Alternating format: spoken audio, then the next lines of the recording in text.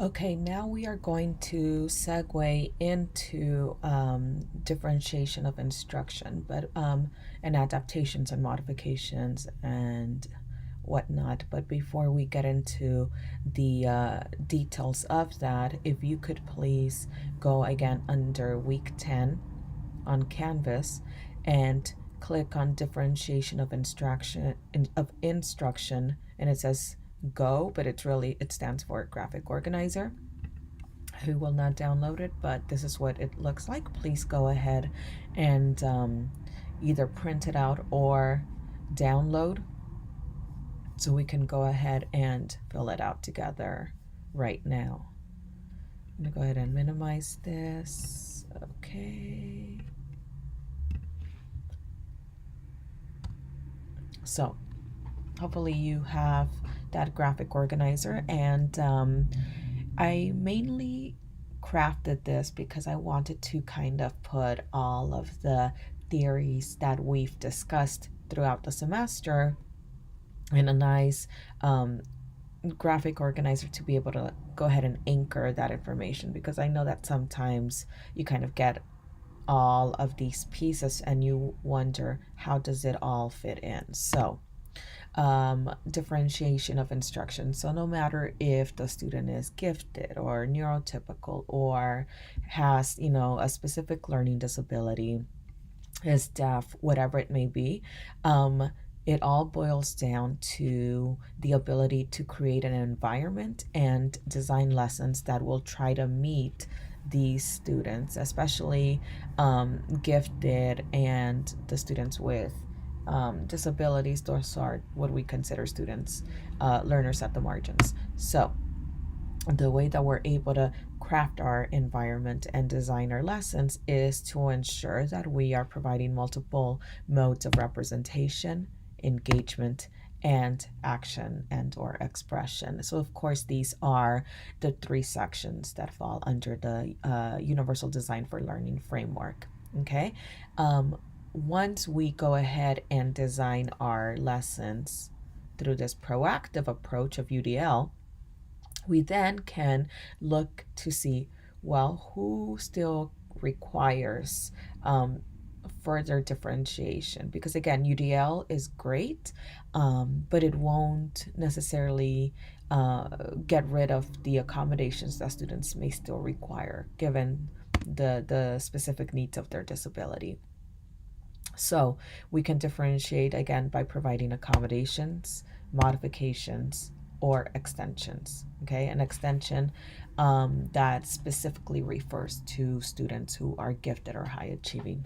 Okay, and we base that information according to the student's readiness, meaning their skills, where are those skills at, what is their level, their interest, because we know that students are much more invested and there is more buy-in when we are able to embed their interest into the curriculum, and their learning profile. What are their areas of strength? What are their areas of need? Okay. And then when we look at that learning profile, where do we get that information from? Well, there's two ways. We can go ahead and get that information from the neurodevelopmental framework. Remember, there are 8 constructs, and we can go ahead and see which areas the students are doing really well with, and then which ones they're probably struggling with. And again, it's manifested within your classroom observations. So we're able to get that information again from the neurodevelopmental framework and from Gartner's multiple intelligence survey.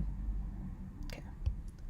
So with that said, we are going to segue into the purpose of accommodations, modifications, and assistive technology. Okay. And let me so when we're looking at the purpose of accommodations, modifications, and assistive technology, the main purpose why we would change the materials by providing adapted curriculum is to ensure that we're promoting student learning. And again, we're creating an equitable education for students with disabilities. Simply throwing or increasing adult support will not address the challenges that the student may be experiencing. So under adaptations, I like to think of the word adaptations as an umbrella term, and under that umbrella, we have assistive technology, accommodations, modifications, and extensions. And we're going to go into each of those sections. Okay. So an accommodation, we've discussed this before, but just as a quick reminder, it does not change or alter the grade level expectations or the instructional level or content that a student is expected to complete. In other words, if a student struggles with organizing their ideas into a written output, then we would consider providing them with a graphic organizer to help them organize their ideas. And then from there, they're able to then create, a 5-paragraph essay or whatever it may be. If a student has difficulty with their handwriting for whatever reason, providing them access to a keyboard, a laptop or whatever it may be, is an accommodation. The student is still expected to complete the assignment. However, the means that they're using to complete that assignment is what the accommodation is. Perhaps we have students that, they comprehend at grade level, but again, they're not able to decode. Their decoding is below grade level. We would provide them with audio of the material to ensure that they are accessing the reading material. And here we have, another accommodation. Not many think of it as such, but it actually technically is. Post-its or being able to annotate within the book, and showing students how to do that. That's a type of accommodation there as well. Okay, so what I would like to pose for you is the following. Is this an accommodation? So what I really want you to consider is, does this change the expectations of what the student is expected to do? So students are working on comprehending a piece of expository text, and the teacher wants to see if they can summarize the main point of the text after they read it. The teacher allows Raymond to listen to the text on his iPad as he has difficulty decoding grade level text. She also lets him dictate his summary into the iPad using speech to text function. Is this an accommodation? Go ahead and pause the recording now and just consider this scenario and determine why or why not. Why is it or why is it not considered an accommodation? Okay, so hopefully you pause the recording. But yes, this is an accommodation, and the reason why is because Raymond is still expected to complete the assignment.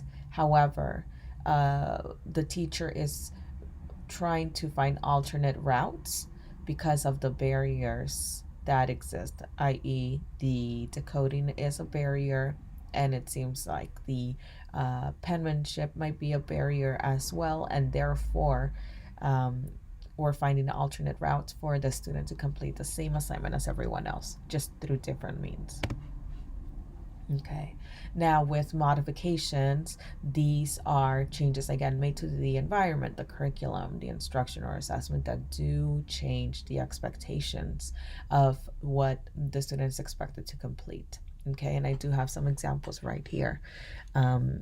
If, let's say, a student with moderate to severe disabilities is enrolled in an 8th grade history class, and we are learning about the first president of the United States, George Washington.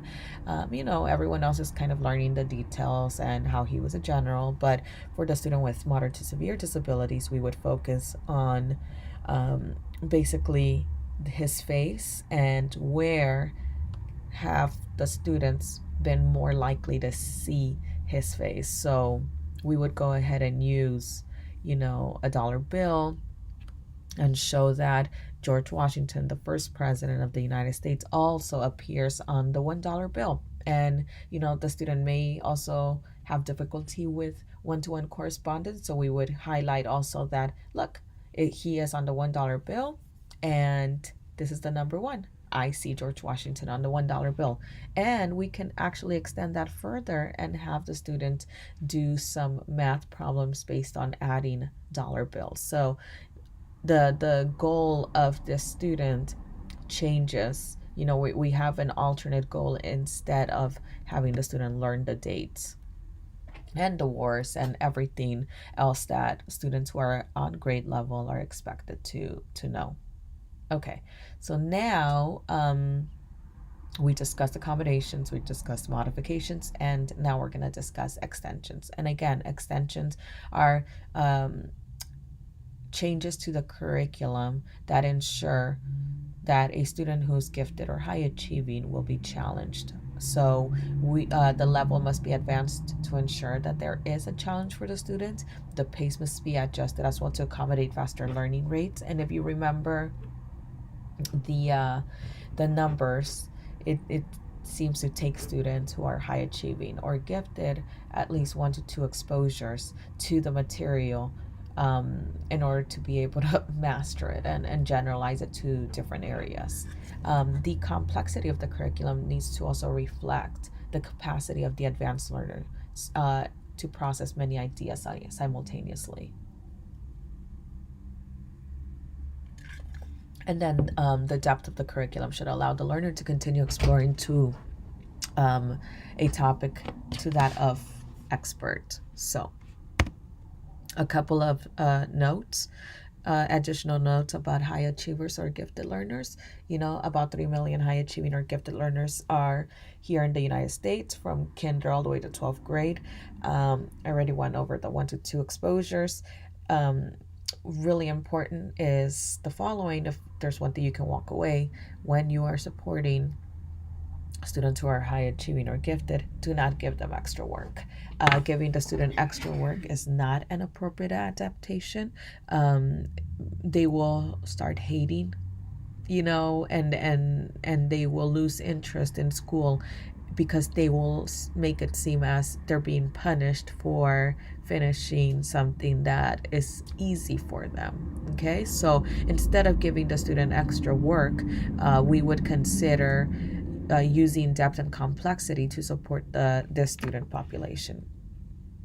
So depth and complexity, these are the icons that go with depth and complexity, and this is one way to address, again, students who are gifted or high achieving within the general education setting. So first we're going to go ahead and start with language of the discipline. Okay, so if you want to challenge a student in the area of language, then you would go ahead and use this icon. Okay, and the language of the discipline basically focuses on terminology, lexicon, jargon, idioms, and here are a couple of different prompts to elicit students to think about the language of the discipline. What words are specific to the work in this discipline? What tools are used by the experts in this discipline? And what are the origins of new terms in this discipline? So here's an example.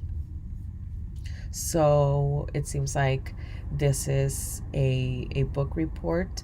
However, if you notice, they have placed the icons here, so it allows the student to dig deeper instead of just saying who the author is, what the book was about, kind of that surface information.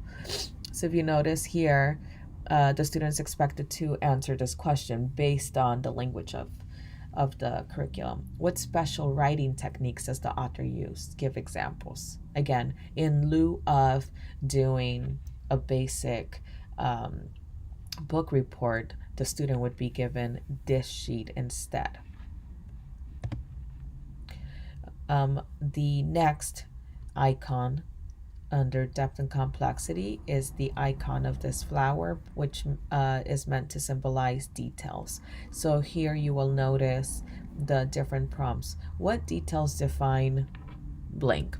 what distinguishes this from other things and what are its attributes. So the way that it's manifested within the classroom, if you notice, this science class went ahead and used this icon to determine the details that compose DNA. And they went ahead and, took it a step further and actually created the flower. But, what a great way to discuss those details that all contribute to kind of the definition of what DNA is. Here's another example. And for this, you will notice, for any of my math teachers, I love this example of depth and complexity. So for a student, again, that is mastering mathematics without any challenges, they are probably doing it, with their eyes closed, are able to compute everything. So it's really important that we give them a challenge. So for this situation right here, they went ahead, you will notice that they combined two icons, the rules icon and then the details icon. And here it says, rules help us determine the missing details. And if you notice, this is exactly how we're able to figure out the different degrees of an angle, because we are looking at the details that are missing. Okay, the next icon under depth and complexity is the icon of patterns, which is symbolized by this kind of Z letter. And here we have our 3 prompts. Describe the patterns you find. How does one pattern compare to another? Identify primary and secondary patterns. So for this situation, the way that it would be manifested within the classroom, so this would be for 2nd grade, and again, they're using the patterns icons. So it seems that their students are expected to sequence or kind of look at patterns within it seems like they're learning about the butterfly. So listings that are repeated over time. So we have here life cycle, larva, actually the life cycle of the butterfly. That is what's repeated. And then describe the patterns or the repetition that you find. And here the student went ahead and fill this in, predict what might happen next, and then they went ahead and drew a flower. They went ahead and drew the life cycle of the butterfly to showcase that is the pattern that they found. The next icon is the trends icon. The 3 prompts that we have here are describe the trends, identify causes and results of a trend, and how do you evaluate a trend's importance. So the way that it's manifested within the classroom is list the causes and effects of this trend. So it's here, causes. Butterflies don't fly in the rain, so they can't get to the nectar they need and they can't reproduce. And because of this, there will not be enough eggs to produce caterpillars. Okay. And then here students are expected to discuss the trends that they notice and why is this important. And again, it concludes with having the students create a drawing of the trend that they found. The next icon is unanswered questions. And for this, the 3 prompts we have are describe the unknown details or stimuli for the event, identify the origins of an unanswered question, and how do you evaluate an unanswered question's importance. Okay, so for this, we have think like a statistician. So it seems like maybe this is something that you can put in a page protector. And if you have students that need an additional challenge in a specific area, they can pull this out instead or in lieu of whatever assignment you're having the students complete as a whole class. And here, the teacher wrote, what unanswered questions arise from these graphs? So they're looking at graphs, and then the student is going to have to determine what are some possible unanswered questions that would be yielded from looking at those graphs. Okay, let me go ahead and just pause for a second. Okay, and I'm back. Okay. The next icon we have is the icon of over time. So we're looking at the past, the present, and the future. So a couple of prompts that you could give a student is identify a time that this issue or topic was different. Or how does knowing things over time affect what we learn? How is history being made every day? So these are prompts, again, that you can, they guide a discussion that will ensure that we are tackling high order cognition for our students, again, that require that challenge. So the way that it is manifested within this specific assignment is in the following way. So again, change over time. The example that is given here is the following. Explain how the food pyramid describing daily requirements has changed over time. So instead of having I believe the food pyramid and all of that health stuff is covered in 7th grade, if I'm not mistaken. Maybe earlier, I think 5th grade, and then it's continued into 7th grade. But instead of having a student who is high achieving or gifted, fill out their plate with the portions of food, and this and that, you might consider giving them this alternate assignment and having them explain how the food pyramid changes over time. Again, as that additional challenge. You could also have a student look at ethics, which is the next icon under depth and complexity. And the 3 prompts that we would look at are: describe the ethical issues you find. How do ethics get developed? Or what are universal ethics or values?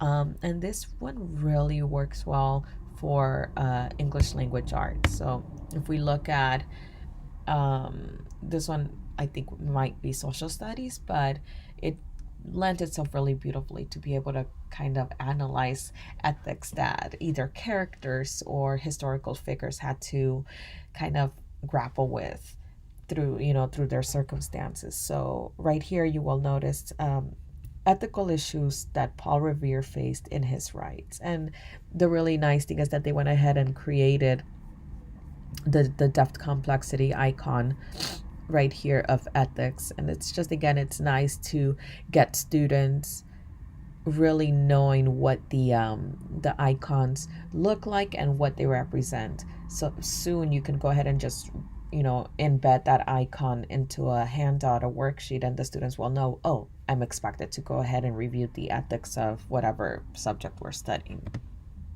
Here's another example. So going back to the same graphic organizer of thinking like a statistician, in regards to ethics, the question that they pose here is the following: do any potential ethical issues arise from the presentation of this data? So again, instead of just looking at a graph, and making a conclusion about it, we're allowing the student to go deeper into the study of the graph and look at it from a different frame of reference, which again really strengthens the richness of this assignment. Multiple perspectives is the next icon under depth and complexity, and it is defined by glasses. And the 3 prompts are included: identify a different point of view and explain it. How does point of view affect what we learn? And when is your perspective different from others? So this teacher went ahead and did the glasses icon, and they went ahead and put this really nice prompt: how is Jack's perspective on his decision to leave the family at the beginning of the story different from Aunt Arabella's perspective? So they went ahead and, in one side of the lens, I'm sure they're going to go ahead, the kids have to write about Jack's perspective, and then on the other side it's going to be Aunt Arabella's perspective. And again, it's a really nice way of addressing students that require the challenge, instead of just answering basic comprehension questions. Another one is rules, and this one's really straightforward, but there's definitely a lot of ways that you can go ahead and incorporate this. A couple of the prompts that are included are: describe the rules, or how are rules related to patterns and details? how do you evaluate rules efficiency and validity? So this is one of my favorite ways that they incorporated rules, and they're having students work on it. But it says here, create your own function table word problem. And of course, this one really focuses on the rules of function tables. And here are the jobs that students have to go ahead and ensure that they have. And it has the stipulations of the um, assignment. So you must include a word problem. The table must have a rule. You must use at least 3 depth and complexity icons, and each member must participate. And then finally, we have the last icon, which is across disciplines. And this one, again, kind of is a transdisciplinary approach to it, which is, again, really, really nice. But you can have students sort information that they're studying into several disciplines, or you can ask them, how do experts in a discipline learn from experts in other disciplines? And one way to address this within the curriculum, so the topic here is the Witch of Blackbird Pond, and it seems that the teacher would like the students to view or see social studies. What would they focus on as it pertains to this book, and reading and science? So again, it's a really nice way to help students take this big idea and really departmentalize it into different sections. Okay, so with that said, this is an example of an accommodation. So if you look right here at the accommodation, or this would be considered an accommodation because we are providing the student with a sentence starter, and we are just kind of giving them 2 choices to pick from instead of giving them the whole array of animals to choose from. We know that the student will probably become overwhelmed and they're not going to be able to make a decision. The typical assignment, on the other hand, would just be the prompt, and then the students are expected to go ahead and respond to the prompt. Here, the modification, if you notice, the student is given 2 choices, and it is very much scaffolded, and they have to just kind of circle their response, and that's going to be their writing output. For the student that requires an extension, instead of having to write, what animal would you like to be, what habitat would it need to live in, we can have the student create a riddle using defining characteristics about the animal that they chose, and they can choose to share it with the class. And this extension is, of course, the details. That's what we're focusing on here. So notice 4 different types of learners. Here's our typical student, and then these are our students that would be on the margins. Okay, finally, assistive technology is another aspect that falls under the adaptations umbrella. And under IDEA, assistive technology is any item, piece of equipment, or product system, whether acquired commercially or off the shelf, modified or customized, that is used to increase, maintain, or improve the functional capabilities of children with disabilities. So you will notice here we have text to speech, we have Dragon, this is an Alpha Smart, but I honestly doubt that it's used anymore because it is kind of outdated technology. Pencil grips are also considered assistive technology because it's allowing the student to either maintain, increase, or improve their functional capabilities. So sometimes students who have they face difficulties with handwriting, giving them something as simple as a pencil grip will improve their functional capabilities, or giving them access to text to speech, again, improves their functional capabilities.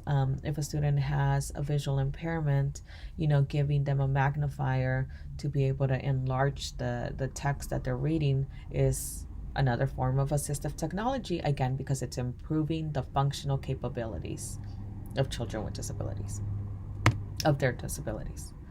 Okay, so types of adaptations. I'm not gonna go too much into this, but I did leave this in your notes. But it's another way of remembering, ways to adapt information. So again, we can adapt or accommodate, an assignment by enlarging text or providing, color coding. We can go ahead and look at the size, the quantity that we are assigning a student and reduce as needed based on their disability, based on their level of need. So if you look right here, the weekly vocabulary, this is probably for a student maybe with a specific learning disability. They have reduced the amount of words that the student has to learn, so that way they can go ahead and just focus on these. This right here would be for a student with probably moderate to severe disabilities, and we're just having them focus on independence between America and Great Britain, and nothing more, because otherwise it's going to be very too much for the student with moderate to severe disabilities. This is another example, increasing the number of opportunities to master content and generalized skills. You can also adjust the time allotted for a student to learn a task. Here is an example of an informational research essay writing packet, and if you look, the teacher has done a really nice job of breaking this very overwhelming large project into manageable steps, and the students are expected to check off as soon as they complete the steps. Again, this is a really nice way to adapt and provide support for all students that can really benefit from this.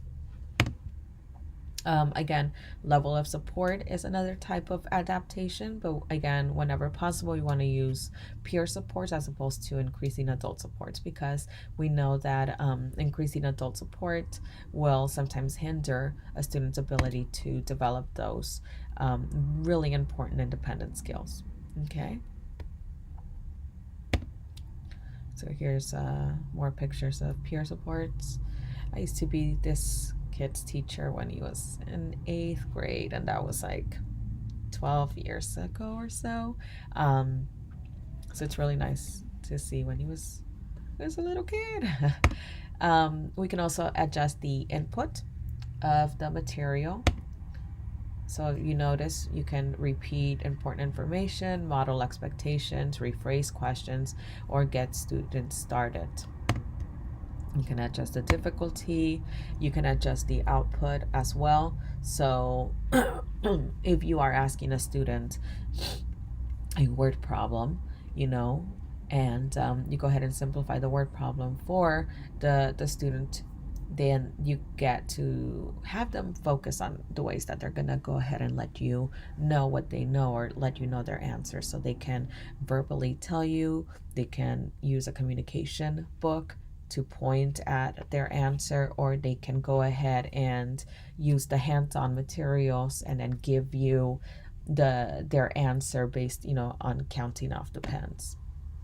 We can also go ahead and adjust the participation, or ways that students are going to participate in a lesson. So let's say, for example, for PE, if there's a student who uses a wheelchair and they have a difficult time actually participating in the physical aspect of basketball, instead of just sitting as a passive audience member, on the sidelines, we can have the student tally up the score of, who's scoring and whatnot, again, to keep them engaged. And it's a meaningful job, because we want to know ultimately who has the most points. Okay. Another way a student, like with moderate to severe disabilities, can participate is if they're partner reading, one of the students can be reading the book, and then we can't turn the page until the student clicks on their button, and it says a pre-recorded message of turn the page. We can also focus on alternate goals. So, for example, leave class a few minutes early to begin eating lunch. And again, the goal of this would be to increase the independence and the social time with peers.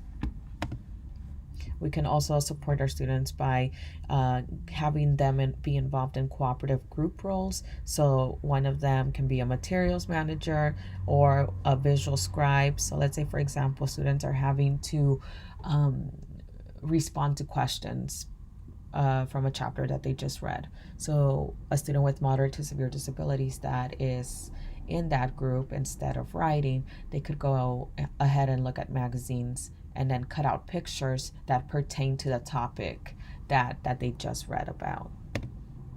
Okay, so just in general, as a warning, modifications and accommodations are only as good as the curriculum they're derived from. So nothing will ever compensate for boring, meaningless, or ineffective instruction and materials. So you can have the best modifications, you can have the best ideas, but honestly, you need the other component, which is engaging and active learning activities for your students. Okay, so how to make it happen. This slide was left on your notes or in your notes, so you can go ahead and review it, but there's a couple of resources that can help you determine how to support students who require those modifications. And in general, rule of thumb is if you have a student with moderate to severe disabilities, just remember that you do not need to modify everything. You will drive yourself crazy. You will become very frustrated. One of the reasons why I, have about 10,000 modifications from my years of working as a special ed teacher in a middle school, because I unfortunately thought that you had to modify everything. And it's really important that you kind of step back and you see, okay, what are some skills that any student can benefit from to be able to master? Well, so some skills that all students need, but especially those with moderate to severe disabilities, they need to work on attending to speakers, meaning not just listening to the paraprofessional. They need to be able to look and focus at you as you're standing in the front, or if you're giving directions. They need to be able to follow directions, advocate for themselves. If they need help, they need to work on communication. They need to work on making choices. Again, when you feel like, I don't have any modifications for the student with moderate to severe disabilities, I have no idea how or what I'm going to have them work on, always kind of step back and think, okay, you know what? I may not be able to modify this, but I can have them, focus on completing a task, a 3-step task. Or I can, have them help me organize the materials, put all the red crayons here, put all the blue crayons here. Or for science, help me, pass out the goggles. You really have to kind of just get creative and think outside of the box, and always remember that it's always best to find a meaningful job that a student with moderate to severe disabilities can do within the gen ed setting that will ultimately lead to a independent skills when they get older. Okay, normally, and this is just for LAUSD, but normally you will find both accommodations and modifications listed on FAPE page 1. So that's just a little FYI if you are ever trying to figure out where you would find that information. Okay, so I want you to discuss again within your groups. I want you to start thinking about what changes you would make or you might consider making to have your lesson be more accessible to your students. Okay, so a couple of things that I would like you to consider are, do you need to make some whole lesson changes? What are some bypass or compensatory strategies you would provide to your students? What are some adaptations or accommodations that you would provide, direct instruction and anything else? Okay, so for next week, November 19th, please go ahead and read before November 19th, Chapter 7, Co-Teaching, and Chapter 8, Co-Planning and Co-Assessing. That class is going to be a lot of fun because I'm actually going to be co-teaching it with my colleague to ensure that we model for you guys what co-teaching looks like in real time. So have a great day, and I will see you guys on Monday, November 19th. Okay, talk to you guys soon. Bye.